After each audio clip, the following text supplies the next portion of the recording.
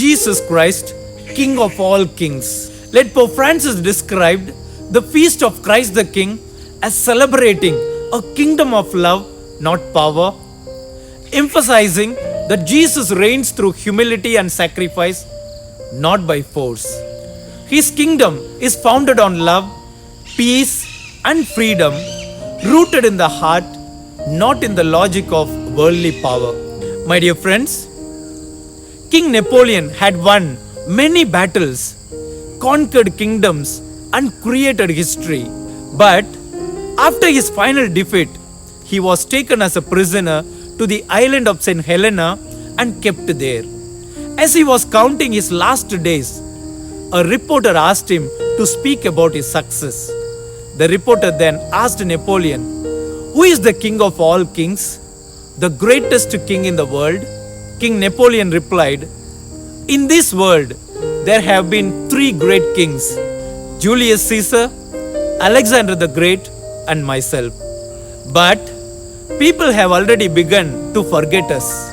Our glory fades with time. Yet in history, there is another king. He never used any weapon except love. He established a kingdom of love. And even today, he lives in the hearts of people. Thousands are willing to sacrifice their lives for his sake. He is none other than Jesus Christ." Today's readings invite us to understand that Jesus Christ is the King of all kings.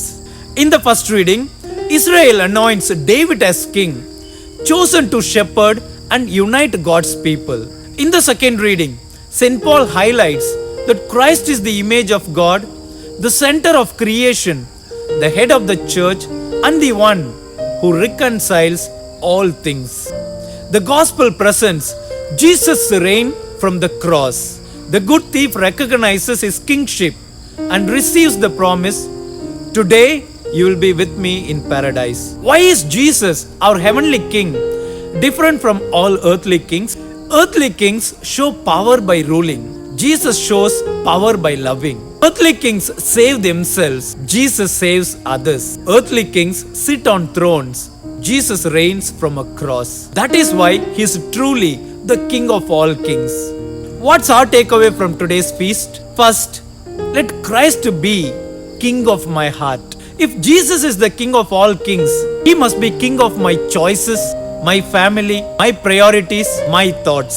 The good thief teaches us it's never too late to turn to the King and begin again. Second, build his kingdom through service. Jesus rules by serving.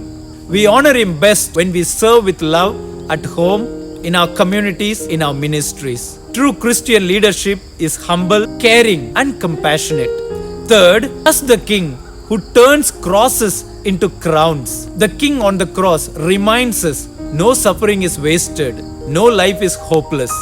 With Christ, the King, even our painful moments can become paths to new life and grace. As we celebrate this great feast, let us proclaim, "Jesus, you are my King, my shepherd, my Savior, and my Lord."